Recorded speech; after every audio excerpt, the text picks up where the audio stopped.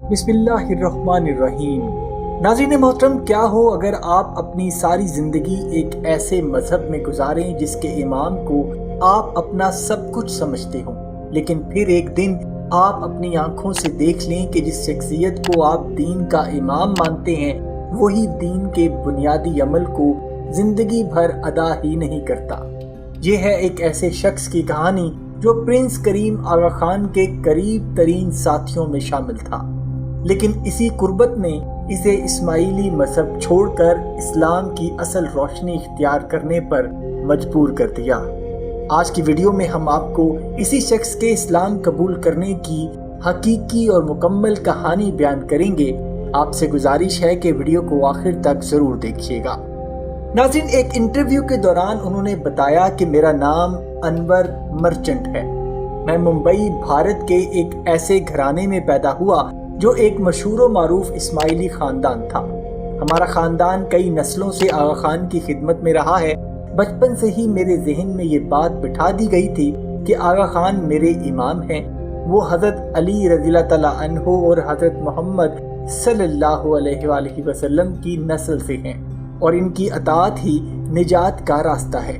میں نے اسی سوچ کے ساتھ بچپن گزارا۔ مذہب کے بارے میں جو کچھ جانتا تھا وہ صرف وہی تھا جو اسماعیلی نظام میں سکھایا جاتا رہا۔ وقت گزرتا گیا اور میں آغا خان کے مزید قریب آتا گیا۔ جب بھی پرنس کریم آغا خان بھارت ممبئی آتے، میں ان کی ٹیم ممبرز میں شامل ہوتا جو ان کی سہولت، آرام اور مصروفیات کا انتظام کرتے تھے۔ میری ذمہ داری تھی کہ ان کے قیام سے لے کر سفر، ملاقاتوں سے لے کر ذاتی انتظامات تک ہر چیز کو بہترین کروں۔ جب آغا خان بھارت آتے تو میں دن رات ان کے قریب رہتا۔ ان کی ہر سرگرمی، ہر ملاقات، ہر سفر سب میری آنکھوں کے سامنے ہوتا۔ میں سمجھتا تھا کہ یہ قربت ایک اعزاز ہے، لیکن میں نہیں جانتا تھا کہ یہی قربت ایک دن میری پوری زندگی بدل دے گی۔ ناظرین، اسماعیلی کمیونٹی میں یہ ایک عقیدہ مضبوطی سے بٹھایا جاتا ہے کہ آغا خان حضرت محمد صلی اللہ علیہ وآلہ وسلم اور حضرت علی رضی اللہ تعالیٰ عنہ کی نسل سے ہیں۔ ان کے بارے میں یہ تاثر بھی دیا جاتا ہے کہ وہ ہمارے امام ہیں اور دین اسلام کے سب سے بڑے رہنما ہیں۔ لیکن میرے ذہن میں ایک سوال ہمیشہ گردش کرتا رہا کہ اگر یہ واقعی حضرت علی رضی اللہ تعالیٰ عنہ اور حضرت محمد صلی اللہ علیہ وآلہ وسلم کی نسل سے ہیں تو ان کی زندگی بھی ان کے جیسی ہی ہونی چاہیے۔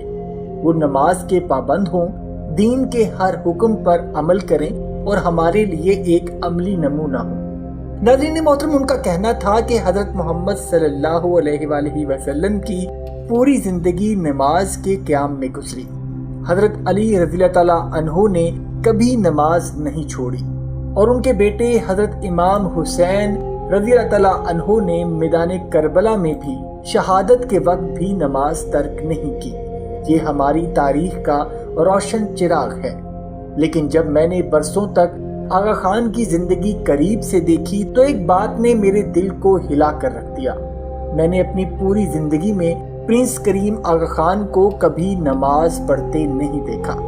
میں نے سوچا یہ کیسے ممکن ہے؟ اگر یہ واقعی حضرت علی رضی اللہ تعالیٰ عنہ کی نسل سے ہیں تو پھر وہ دین کے اس بنیادی رکن کو کیوں چھوڑ رہے ہیں؟ انور مرچنٹ کا کہنا ہے کہ شروع میں میں نے خود کو سمجھایا کہ شاید میں نے ہی نہیں دیکھا، شاید وہ خفیہ طور پر نماز پڑھتے ہوں، لیکن سالوں کی قریبی خدمات انجام دینے کے باوجود، ہر سفر، ہر قیام، ہر تقریب میں ان کے ساتھ رہنے کے باوجود ایک بار بھی میں نے انہیں سجدے میں نہیں دیکھا۔ یہ سوال میرے دل میں چبھن کی طرح بیٹھ گیا کہ کیا واقعی یہ وہ امام ہیں جن کی اطاعت پر میری نجات ہے؟ ان کا کہنا تھا کہ میں نے اسماعیلی مذہب کی تعلیمات اور قرآن پاک کا تقابلی جائزہ لینا شروع کر دیا۔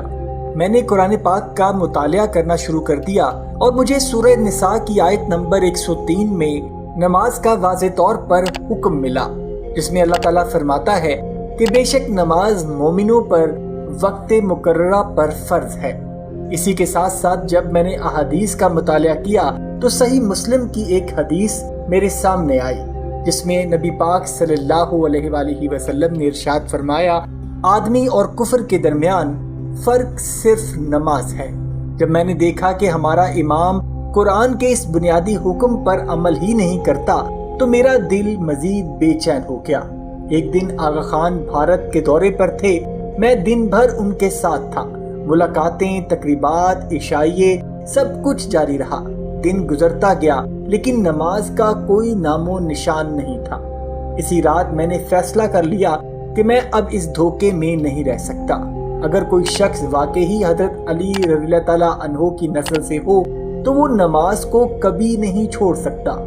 میں نے اسماعیلی مذہب چھوڑ دیا اور اسلام کو اس کی اصل شکل میں قبول کر لیا۔ میں نے کلمہ پڑھا اور عہد کیا کہ اب میری زندگی قرآن اور سنت کے مطابق ہوگی، نہ کہ کسی ایسے رہنما کی پیروی میں جو دین کے بنیادی رکن کو بھی ادا نہیں کرتا۔ اسلام قبول کرنے کے بعد پہلی نماز میں نے آنکھوں میں آنسو لے کر پڑھی۔ میں سوچ رہا تھا کہ میں نے اپنی زندگی کے کتنے قیمتی سال ایک غلط راستے میں گزار دیے، لیکن شکر ہے کہ اللہ نے وقت سے پہلے مجھے ہدایت دے دی۔ آج میں ہر اس شخص کو پیغام دینا چاہتا ہوں جو آنکھیں بند کر کے کسی انسان کو اپنا نجات دہندہ سمجھتا ہے۔ دین صرف اللہ اور اس کے رسول صلی اللہ علیہ وآلہ وسلم کی اطاعت کا نام ہے۔ کوئی بھی شخص چاہے وہ کتنا ہی بڑا کیوں نہ ہو، اگر قرآن اور سنت پر عمل نہیں کرتا تو وہ ہدایت کا ذریعہ نہیں بن سکتا۔ توحید، نماز، روزہ، زکوٰۃ اور حج یہ سب اللہ کے دین کے بنیادی ارکان ہیں۔ ان پر عمل کے بغیر ایمان ادھورا ہے۔ اور ان کا کہنا تھا کہ میں انور مرچنٹ آپ کے سامنے اپنے دل کی گواہی رکھ رہا ہوں کہ سچائی ہمیشہ قریب ہی ہوتی ہے، بس آنکھیں کھول کر دیکھنے کی ضرورت ہے۔ ایک دن آغا خان بھارت کے دورے پر تھے، میں دن بھر ان کے ساتھ تھا۔ ملاقاتیں، تقریبات، عشائیے سب کچھ جاری رہا۔ دن گزرتا گیا لیکن نماز کا کوئی نام و نشان نہیں تھا۔ اسی رات میں نے فیصلہ کر لیا کہ میں اب اس دھوکے میں نہیں رہ سکتا۔ اگر کوئی شخص واقعی حضرت علی رضی اللہ تعالیٰ عنہ کی نسل سے ہو تو وہ نماز کو کبھی نہیں چھوڑ سکتا۔ میں نے اسماعیلی مذہب چھوڑ دیا اور اسلام کو اس کی اصل شکل میں قبول کر لیا۔ میں نے کلمہ پڑھا اور عہد کیا کہ اب میری زندگی قرآن اور سنت کے مطابق ہوگی، نہ کہ کسی ایسے رہنما کی پیروی میں جو دین کے بنیادی رکن کو بھی ادا نہیں کرتا۔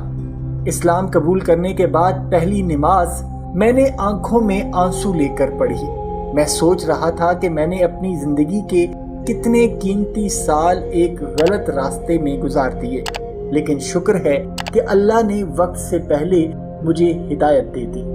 آج میں ہر اس شخص کو پیغام دینا چاہتا ہوں جو آنکھیں بند کر کے کسی انسان کو اپنا نجات دہندہ سمجھتا ہے۔ دین صرف اللہ اور اس کے رسول صلی اللہ علیہ وآلہ وسلم کی اطاعت کا نام ہے۔ کوئی بھی شخص چاہے وہ کتنا ہی بڑا کیوں نہ ہو، اگر قرآن اور سنت پر عمل نہیں کرتا تو وہ ہدایت کا ذریعہ نہیں بن سکتا۔ توحید، نماز، روزہ، زکوٰۃ اور حج یہ سب اللہ کے دین کے بنیادی ارکان ہیں۔ ان پر عمل کے بغیر ایمان ادھورا ہے۔ اور ان کا کہنا تھا کہ میں انور مرچنٹ آپ کے سامنے اپنے دل کی گواہی رکھ رہا ہوں کہ سچائی ہمیشہ قریب ہی ہوتی ہے، بس آنکھیں کھول کر دیکھنے کی ضرورت ہے۔ امید کرتا ہوں ناظرین آج کی ویڈیو آپ کو پسند آئی ہوگی۔ اگر ویڈیو پسند آئی ہے تو ویڈیو کو لائک اور شیئر ضرور کیجیے گا، اور جاتے جاتے چینل کو سبسکرائب کر کے ہماری حوصلہ افزائی بھی کر دیجیے۔ اپنا اور اپنے گھر والوں کا بہت سا خیال رکھیے گا۔ وما علینا الا البلاغ المبین۔